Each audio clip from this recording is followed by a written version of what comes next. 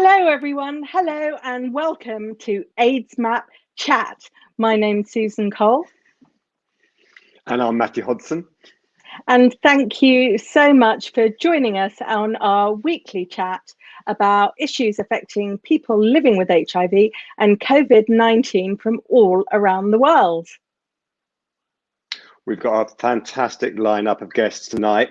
We are live, and I'm just going to prove it because I'm just about to send a tweet with this program in it. There we go. Okay. So we have had some terrifying technical problems just before we went on air. So fingers crossed that we're going to get through this. We've got an amazing lineup of guests. We have the angelic troublemaker, a podcaster and an activist for LGBT rights LGBT rights, and particularly for LGBT people in Nigeria, Bisi Alimi. We've also got Georgina Caswell, who's the head of programs of the Global Network of People Living with HIV, and Dr. Anton Pozniak, an HIV consultant at Chelsea and Westminster Hospital, and currently the president of the International AIDS Society. Ooh, I know. Wow, we have some fantastic guests. Lots has been going on this week in relation to HIV and COVID in the news. Is there anything in particular that struck you, Matthew? Well, I mean, we've had data now from Barcelona and from New York about HIV incidence amongst the COVID patients which they're treating. And I think what's interesting is, to a certain extent, it's the lack of news here, because in the Barcelona group, there were only 5 people living with HIV amongst them. And although the numbers in New York are like huge, it's 0.8% of the people who are there treating for COVID are living with HIV. And actually, in the population of New York, HIV prevalence is 1.3%. So they're actually seeing a slightly lower proportion of people living with HIV than they would expect to see if it was randomly selected.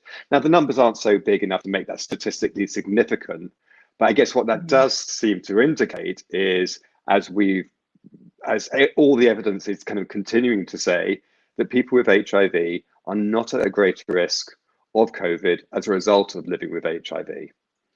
Yeah, that's really interesting, because the British HIV Association today have updated their guidelines, and it seems to be very much the same, that as long as your CD4 count is above 50 and you don't have any other underlying health conditions that put you at greater risk, you shouldn't necessarily be taking any further precautions than the general population, which is very encouraging. But obviously, there are different guidelines from all around the world, so people need to be very mindful of that. Yeah, and it's these other health conditions, I think, which we need to be kind of really concerned about, because people with HIV are more likely to suffer from some of the other health conditions which are associated with poorer outcomes with COVID. And also, I think there's that fear that because people with HIV, well, we're going to talk later on in the show, I know, about treatment access and the additional strain which COVID is putting on that. And what we see from the history of pandemics is that often the numbers of people who die as a result of the actual pandemic is dwarfed by the number of people who die because they're no longer able to access medical services. And we've already seen an enormous disruption as a result of COVID. And we reported on the aidsmap site today about some of the trials which are currently undergoing for HIV vaccines. And all of those trials, they've either been brought to an early end or they've been temporarily suspended. So it's, I mean, I guess I feel kind of really frustrated, because in terms of HIV prevention, we were making good progress. It wasn't as fast as we wanted it to be, but we were really starting to notch up some kind of great successes. And I guess I feel kind of concerned that among all the other terrible things that this disease is unleashing upon us, that actually it may really knock us sideways in terms of that goal, which we were starting to get close to. Absolutely, yeah, that's very frustrating. But obviously, all of these stories and a whole lot more are available on the aidsmap website. Little plug there. People should go there. It's a very good source of information. So, without any further ado, I think we should bring on our first guest. Yeah, let's hope so. I believe our first guest is going to be Bisi Alimi. Oh, here he comes. Yay! Hi, Bisi. How are you? Hey, Oh, Hi brilliant. I can hear guys. you. Can you hear me? Now, Okay, good. yes. I can hear you brilliantly. So Bisi, you're obviously very used to being on the screen. Now, I believe, is this right? You and your partner were the first gay couple to be an openly gay couple on Nigerian television. Is that correct? Yes, that was about 2 years ago when we went to Lagos together, and we got caught up and we're told to come for a TV interview, and yes, and that happened. All right. And how was that? Was that okay, or was it like a nerve-wracking thing at the time? It was quite nerve-wracking for him. I'm used to causing trouble, it comes with a price. But he was very much like, oh my God, are you sure we want to do this? And I said, there is someone out there who is a lesbian or who is gay who needs to know that, the future of having a partner that you love and will be by your side is possible.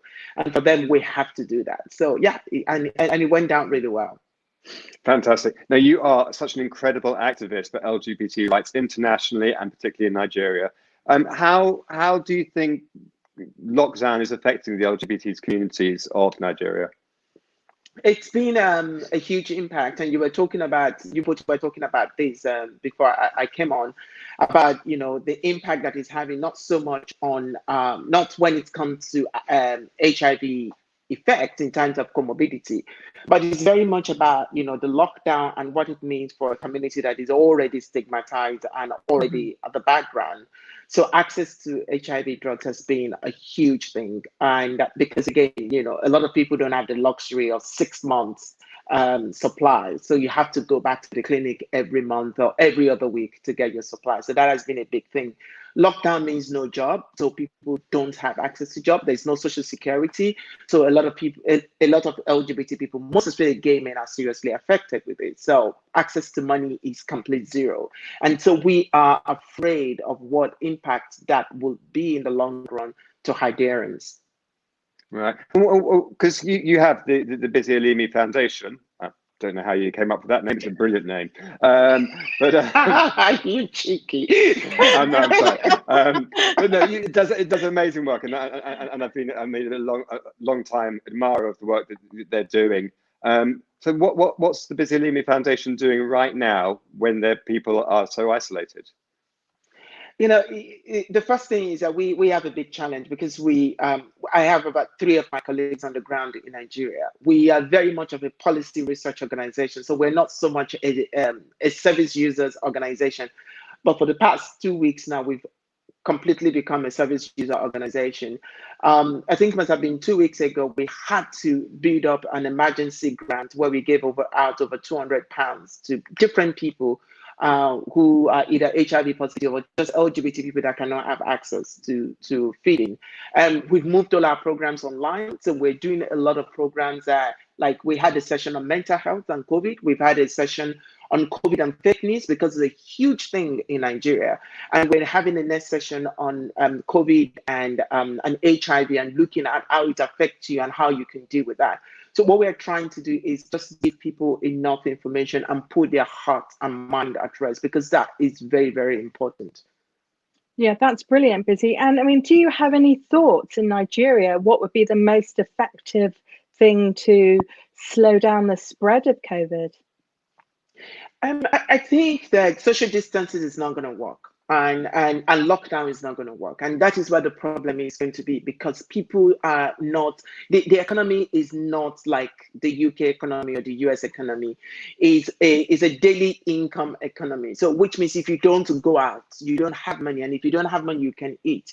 I think the investment that we need around that area is face mask. I think that will, if people have access to face mask and it's free, it's just like, we can look at HIV prevention in a way and say, when we had access to condom and we had access to information about how to use condom, and we can replace lubricants with hand sanitizer. And so if people have masks and they have the hand sanitizer, you just have the solution basically, because people then automatically know that I can put this around my hands and I can wear my mask and I can still go about trying to make a living. So I don't think the one size fits all of lockdown, social distancing is going to work for a country like Nigeria. I think it's still challenging because there's kind of quite a lot of debate about how effective face masks are in preventing transmission. Because in America, for example, they're very much pushing face masks, and they're saying if you go out, you should wear a face mask. And in London, Sadiq Khan, the mayor, is very much off the face mask, pushing it, particularly for going on public transport. But there are other voices which are saying actually it's not effective, or it's very limited in its effect, and they're concerned that if people are wearing face masks, they may become complacent about other challenges, and so actually may put themselves at greater risk.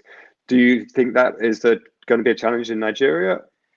Matthew, doesn't that sound familiar though? When condom started, oh, people are just going to do this. Oh, people are just going to do that. I think that it's not just about just dumping face mask at people. We need enough mobilization about this. We need enough information.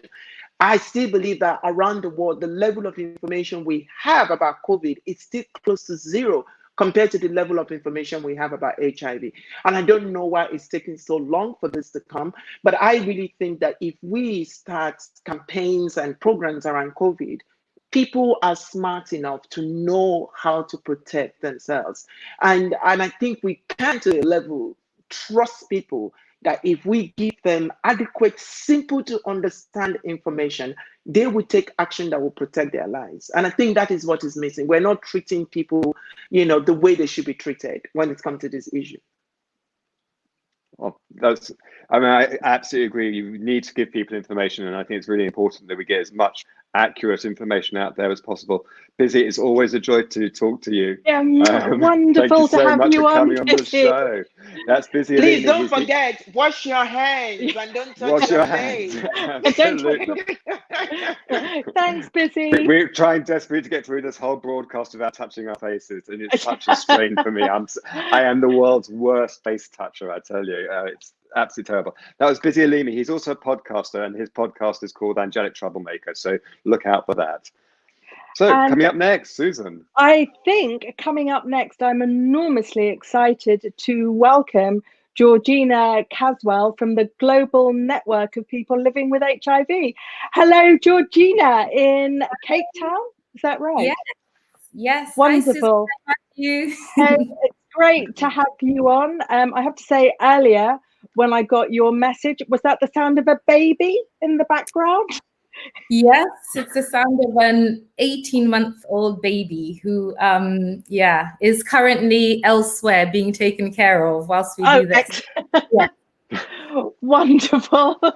Thanks very much, Georgina. So, Georgina, GMP Plus have been doing a survey of people living with HIV from around the world in terms of how the COVID pandemic has been affecting them. Do you have any results from that so far?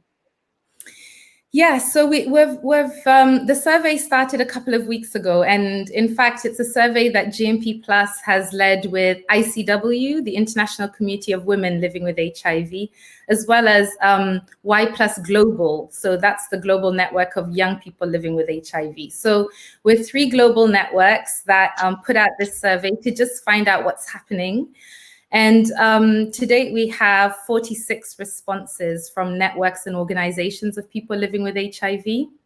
Having looked at the results, clearly one of the big issues coming out is just the real kind of fear and concerns around access to ARVs during this time.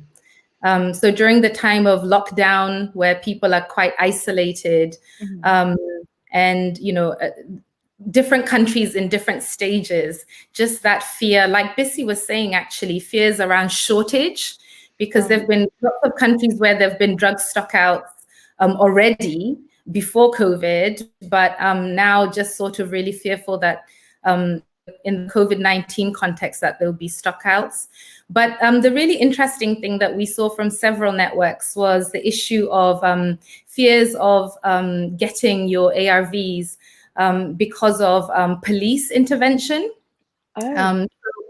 Yeah. So I followed up with one example today from Eswatini and spoke to them, and just to hear, what's the issue in terms of police. And she was actually describing an experience that she herself had faced, whereby she was in the taxi, so that's like a minibus, headed to go get her ARVs, and the police are really trying to restrict movement. And so they asked everybody in the minibus, where are you going? And so she said, well, I'm going to the hospital. So then you have to give like evidence about what is it that you're going to go and do. And she said, well, to pick up her medication. And in doing so, she had to show her ART book, her green book. Right. And so that's kind of, it's forced disclosure, because the police can find out she's living with HIV. Everyone in the minibus finds out she's living with HIV. And so it's to avoid these situations. That's really awful. I mean, have you heard anything more about the other impact this is having on women? Well, I mean, from a women's perspective, we're hearing a whole range of different experiences, actually, really worrying things. For pregnant women who aren't able to access ARVs for, a lot of countries, if you're feeling well, they allow you to have your ARVs for 3 months. But for pregnant women, in many cases, you can only have it for perhaps a month at the most. So that's what one of the networks in Kenya was sharing. So that means that women have to find their way to the health facility at a time when transport is restricted, when you don't really want to be out and about anyway. And where, as Bisi mentioned, if you aren't making money, to be paying for transport to go to a health facility is not great. Also for women, in terms of sex workers, a network of people living with HIV in Kyrgyzstan talked about sex workers not being able to work and therefore have income for themselves, their families, to feed their families. Many are living with HIV, so being able to access their treatment. But there's also the issue, which is a global issue, around domestic violence and abuse, which is really, really, really frightening, because that happens in a situation where you're very alone. And so, very important to have peer support in these contexts. Absolutely. I think that is what we see, isn't it? Is that when there's a pandemic raging, as this is, that actually all of the problems, all of the challenges, stockouts, domestic abuse that were there before are exacerbated. The problems become bigger. Yeah, absolutely. What about the community responses? I mean, because one of the things which I've got out of reading about COVID and how communities are responding is, some incredible efforts which communities themselves are taking on, often because the government isn't doing enough to actually keep people alive or get them to the medication. What responses are you hearing about? Yeah, so honestly, genuinely super inspired by lots of different community responses, and extra proud that, responses coming from networks of people living with HIV, women living with HIV, young people living with HIV. In India, in Uganda, we've heard examples where people are literally taking treatment, actually taking the medication to people who aren't able to get to health facilities. So that's really, really important. So getting medication to people. In Jamaica, there's a community of women living with HIV that is actually making care packages and also making masks, the face masks that we're talking about, but not just for those living with HIV, but for all community members and healthcare workers. So that's really inspiring. And I think that in terms of the peer-to-peer support, even though a lot can't happen in person, there's a lot happening virtually. And we're seeing that also with young people, just virtually providing support so that people know that they're not alone during this time, they're encouraged. And where they have emergency needs, that these are responded to. So honestly, there's been a lot of community creativity from within the community of people living with HIV, which is amazing. That's fantastic. Absolutely amazing. Well, I can tell you, I can tell you, Georgina, we've been getting lots of messages from people saying, "Oh, I really want to connect with Georgina." Yes.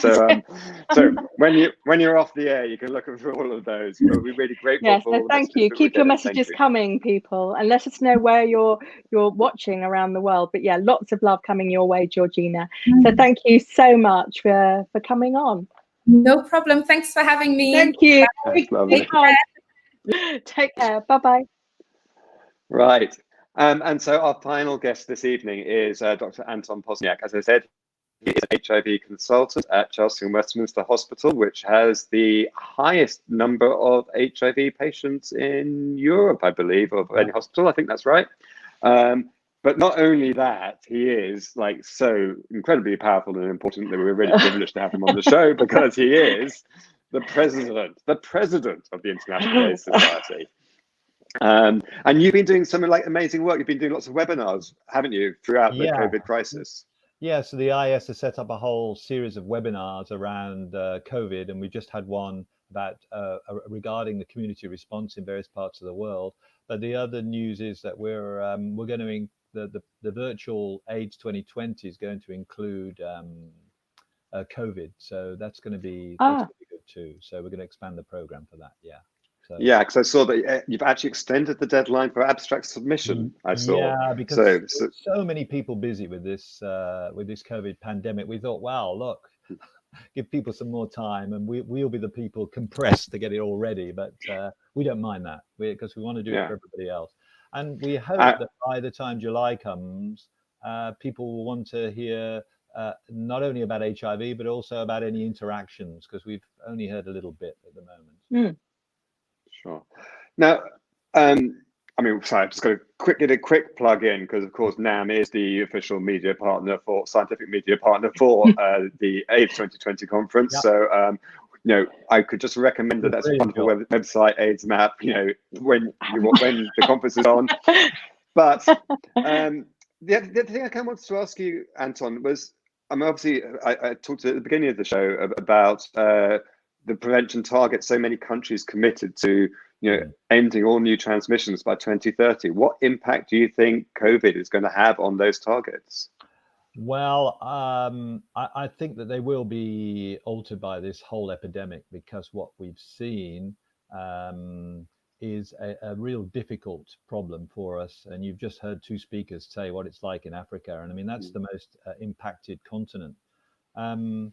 In Europe so far, we've been able to cope up till now, because what we did was we've been giving people 6 months of drugs or 4 months of drugs, so that they've got drugs, told them to stay and do everything else that people do in terms of physical isolation.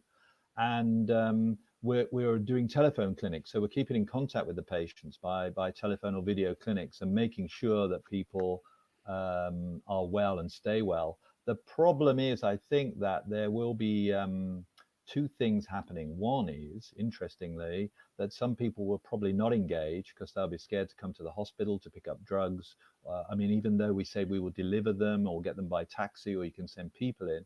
But the other interesting phenomenon we're starting to see is that people who didn't want to go on treatment and thought that they should stay off treatment have thought, maybe I should go on treatment now to improve my immune system, so that I might be able to, you know, if COVID came along, I wouldn't get sick with COVID. Because as you saw from the guidelines, which you mentioned earlier from Europe and Viva, it's people who have got detectable loads with low CD4s who are probably most at risk. So it's interesting phenomenon that.